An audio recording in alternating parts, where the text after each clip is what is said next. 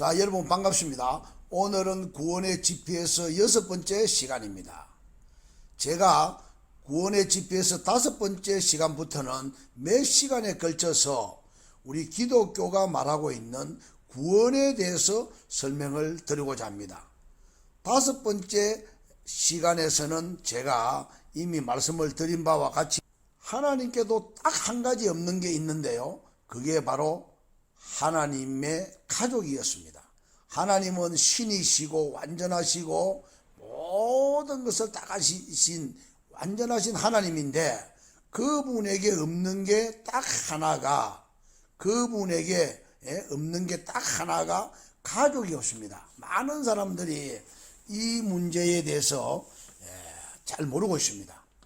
하나님의 가족이 되는 것이 우리의 구원입니다. 그거를 제가 첫 번째 주제로 다뤘습니다. 성경은 창세기부터 계시록까지 전체 내용에서 하나님의 가족에 대해서 언급을 하고 있습니다. 하나님께서 가족을 만들려고 얼마나 노력을 많이 하셨느냐. 만세전에 계획을 하시고 그거를 2000년 전에 예수 그리스도를 이 땅에 보내시고 하나님의 아들이라고 하는 칭호를 주시고 그래서 그거를 완성시켰습니다. 이러한 하나님의 정확한 프로그램이 지금 우리 기독교의 핵심입니다. 오늘은 그 두 번째로 우리의 신분이 구원이다. 이렇게 말씀드리겠습니다. 우리의 신분이 구원이다. 이건 도대체 무슨 말이냐? 아담의 후손과 예수 그리스도의 후손이 나누어집니다. 첫 번째 아담과 두 번째 아담, 즉 예수 그리스도가 나누어지는 겁니다.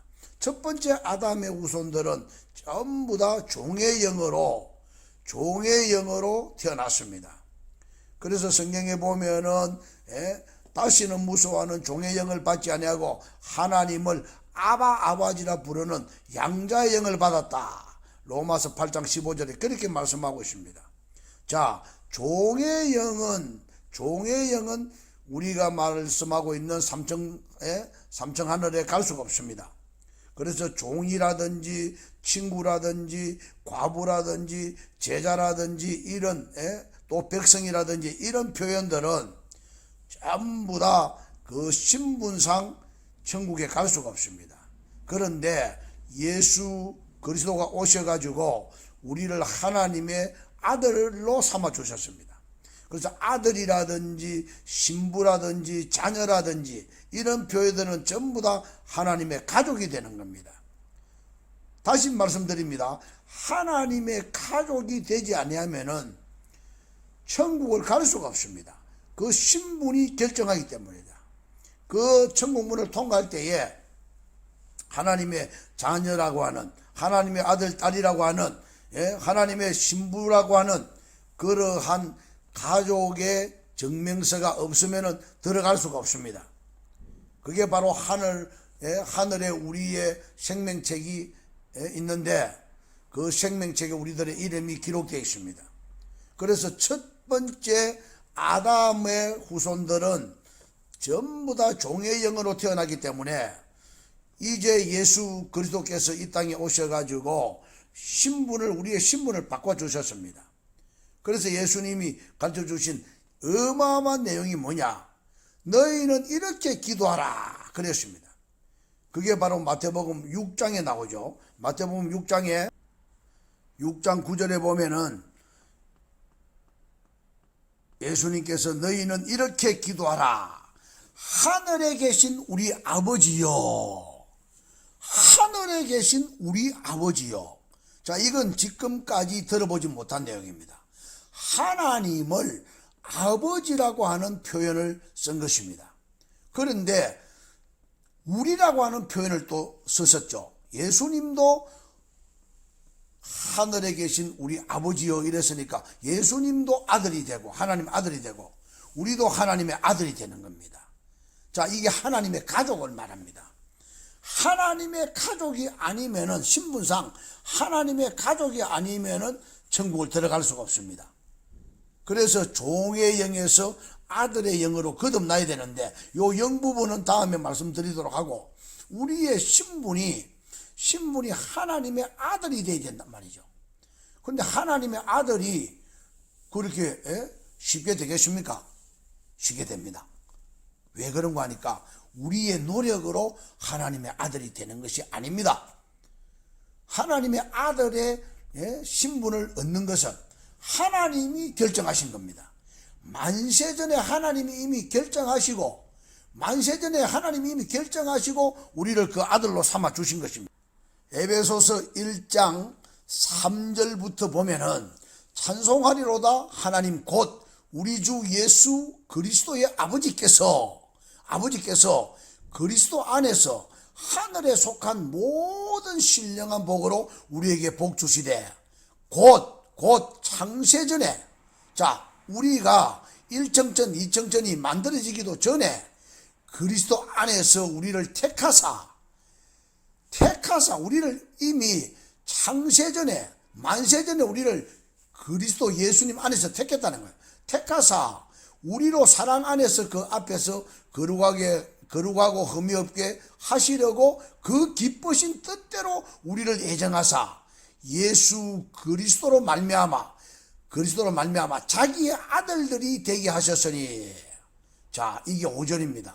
자, 에베소 1장 5절을 다시 읽어보겠습니다. 그 기쁘신 뜻대로 우리를 예정하사 예수 그리스도로 말미암아 자기의 아들들이 되게 하셨으니. 이건 너무도 놀라운 말씀입니다.